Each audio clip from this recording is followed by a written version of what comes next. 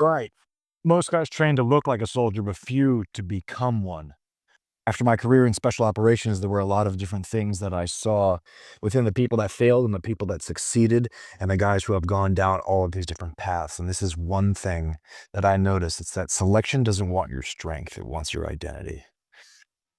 Special operations selection isn't just a test of strength or speed or endurance. It's truly a test of identity. So it's who you are when everything else is stripped away. Because if you don't know who you are, selection will decide for you, and that won't be pretty.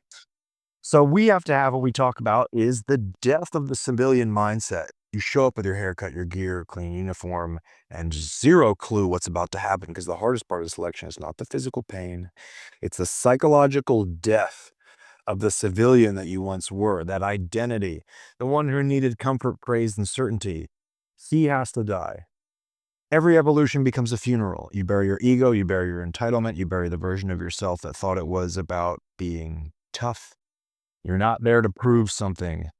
You're there to become something new. And hopefully for most of you, if you're going through our coaching, you are becoming something through something new now. So this is the identity trap.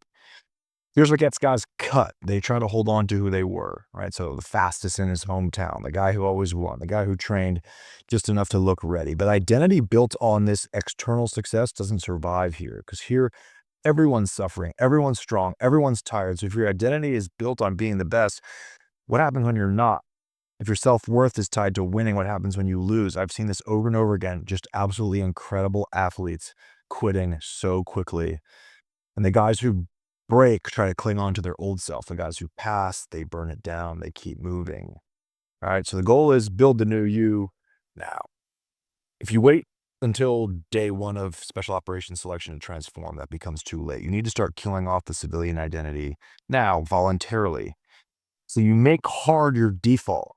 No longer shortcuts, no conveniences. You live like the cadre in selection is watching. Things could be cold showers, early rucks, training in the rain. If it's comfortable, it's a cue to say, if it's uncomfortable, I should say, it's a cue to say yes.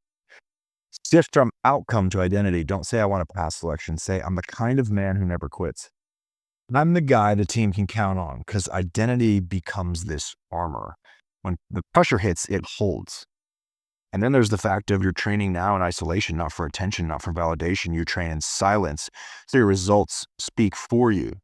When you stop needing praise, this is when you're really starting to get close.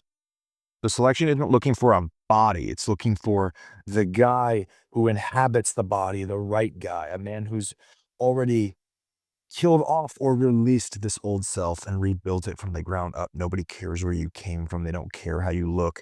They care if your identity is forged in fire, because they want guys they can trust. So don't just train your body, transform your identity. The old version of you needs to burn to make room for the new one. Otherwise, this happens like selection does this for guys, and typically they can't handle it.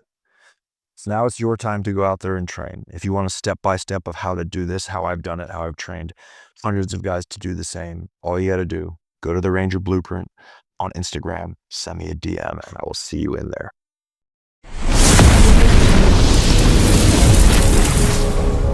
Audio Jungle.